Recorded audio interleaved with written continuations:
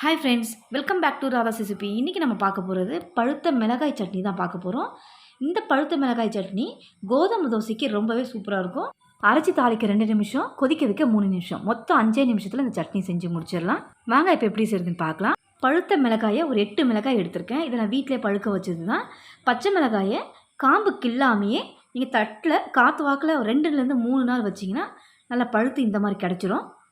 இந்த பச்சை மிளகாவோட காரத்தை பேலன்ஸ் பண்ணுற மாதிரி வெங்காயமும் புளி பூண்டை சேர்த்துக்கணும். ஒரு கைப்பிடி அளவுக்கு சின்ன வெங்காயம் எடுத்திருக்கேன். 7 பல்லு பூண்டு உரிச்சு தான் எடுத்திருக்கேன். புளி இந்த அளவுக்கு கொஞ்சமாக எடுத்திருக்கேன். இந்த காரத்தை பேலன்ஸ் பண்ண இந்த புளியும் இந்த வெங்காயம் இந்த குவான்டிட்டி சரியாக இருக்கும். இந்த அளவுகளோடு சேர்த்துக்கோங்க.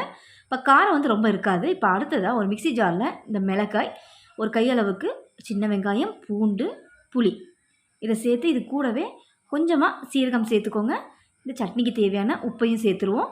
இப்போ இதை நரன்னு முதல்ல அரைச்சி எடுத்துக்கலாம். தண்ணி எந்த அளவுக்கு தேவைங்கிறது அதுக்கப்புறமா சேர்த்து நல்லா நைஸாக அரைச்சி எடுத்துக்கலாம். 2 ஸ்பூன் அளவுக்கு தான் தண்ணி சேர்க்குறேன்.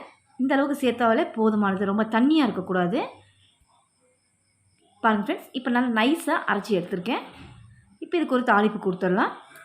கடாயில் 1 ஸ்பூன் எண்ணெய் சேர்த்துக்கோங்க. எண்ணெய் சூடானதும் 1/2 ஸ்பூன் கடுகு பொரிஞ்சதும் ஒரு 1/2 ஸ்பூன் உளுந்து சேர்த்து இதை நல்லா ஒரு முறை மிக்ஸ் பண்ணிவிட்டு ஒரியனுக்கு கருவேப்பிலை சேர்த்து நல்லா பொரிஞ்சதும் நம்ம அரைச்சி வச்சுருந்த சட்னி அதில் சேர்த்துக்கலாம். நம்ம இந்த சட்னி செய்ய பச்சை மிளகாவோட காரம் ரொம்ப முக்கியம். நம்ம ஒவ்வொரு சமயமும் வாங்குகிற பச்சை மிளகாய் ஒரே மாதிரியான காரம் இருக்காது. ஒரு சமயம் அதிகமாக இருக்கும், ஒரு சமயம் கம்மியாக இருக்கும். நான் இன்றைக்கி எடுத்துருக்கிற பழுத்த மிளகாவோட காரத்துக்கு ஏற்ற மாதிரி வெங்காயத்தை ஆட் பண்ணியிருக்கேன். உங்களுடைய பழுத்த மிளகாய் காரம் எப்படி இருக்குன்னு பார்த்துட்டு காரம் கூடுதலாக இருக்குது அப்படின்னா அந்த காரத்தை பேலன்ஸ் பண்ணுற மாதிரி சின்ன வெங்காயம் புளி பூண்டு சேர்த்திங்கன்னா காரம் சரியாக இருக்கும். இப்போ கொஞ்சமாக மஞ்சத்தூள் சேர்த்து 2லேருந்து 3 நிமிஷம் கொதிக்க விட்டு பார்க்கலாம். அவ்வளோதான் ஃப்ரெண்ட்ஸ், 5 நிமிஷத்தில் பழுத்த மிளகாய் சட்னி ரெடி. இதை நீங்களும் செஞ்சு பாருங்கள். இந்த வீடியோ பிடிச்சதுன்னா என்னோடய சேனலை சப்ஸ்கிரைப் பண்ணுங்கள். ரொம்பவும் பிடிச்சதுன்னா லைக் ஷேர் பண்ணுங்கள். தேங்க்ஸ் ஃபார் வாட்சிங்.